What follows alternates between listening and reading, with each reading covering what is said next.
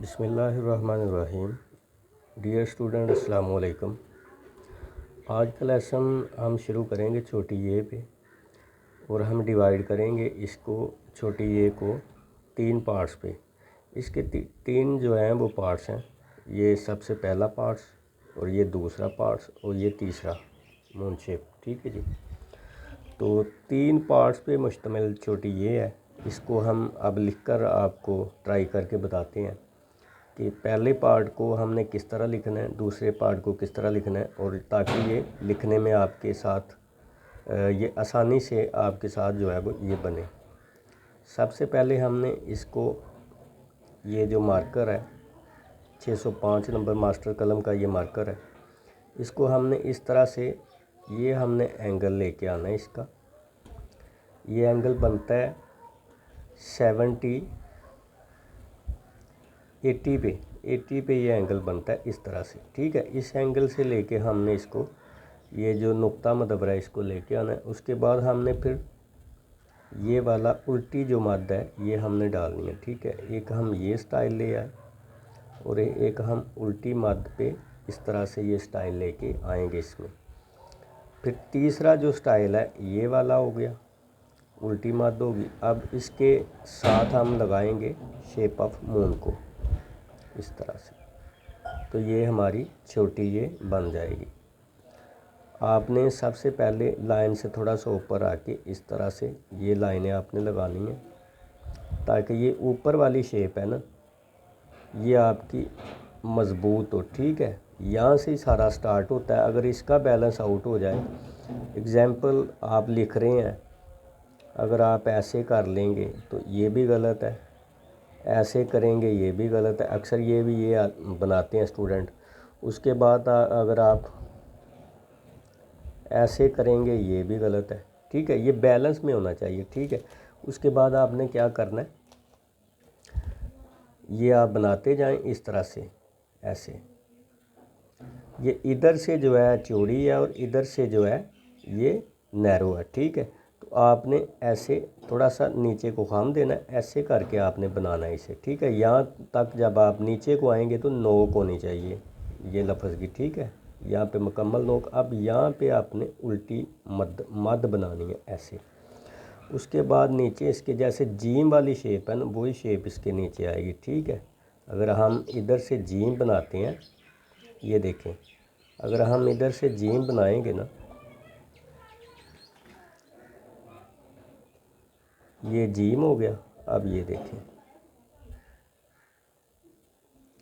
अगर हम यहाँ से कट करें तो ये हो जाएगी, यहाँ से कट करें तो ये जीम हो जाएगा। इस तरह से ये लफ्ज़ बनेगा। ठीक है, तो उसके बाद आपने ये जो मद है, मद ऐसे आपने बनानी है, ऐसे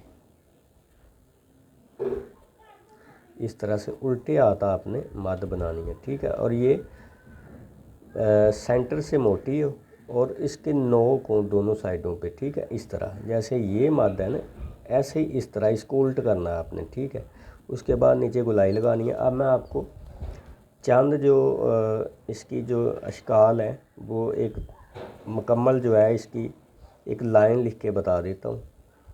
यहाँ से मैं स्टार्ट करूँगा,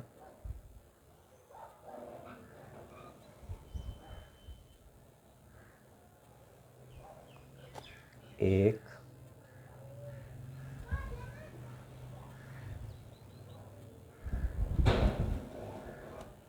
दो,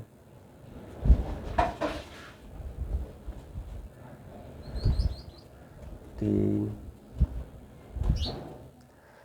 नाज़रीन कराम, ये इंतहाई मुश्किल लफ्ज़ है।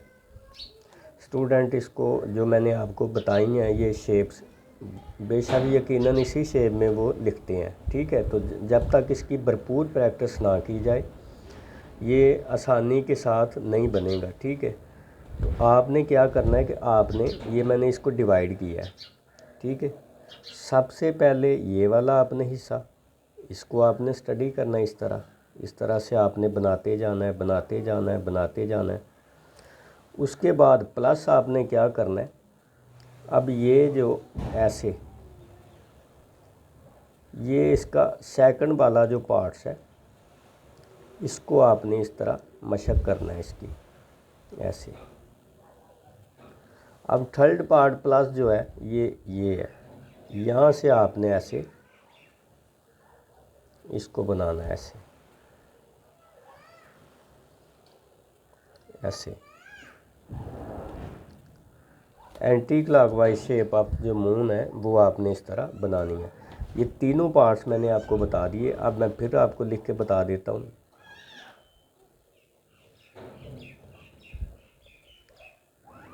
ये छोटी ये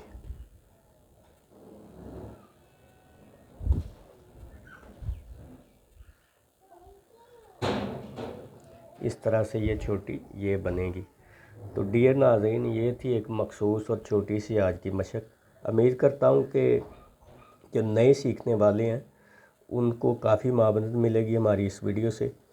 तो जो नए सीखने वाले हैं वो उनसे गुजारिश है कि चैनल को सब्सक्राइब भी किया करें और कमेंट सेक्शन में जाके हमें अपनी राय से भी नवाजा करें। और इसके अलावा जो है वो ये एंड वाली वीडियो जो है ये एंड से पीछे को स्टार्ट ना करें, पीछे से बल्कि जो शुरू से इब्तदा से जो हमने वीडियो डाली है वहाँ से लेके स्टेप बाय स्टेप आप इसको मशक करके यहाँ तक पहुँचें।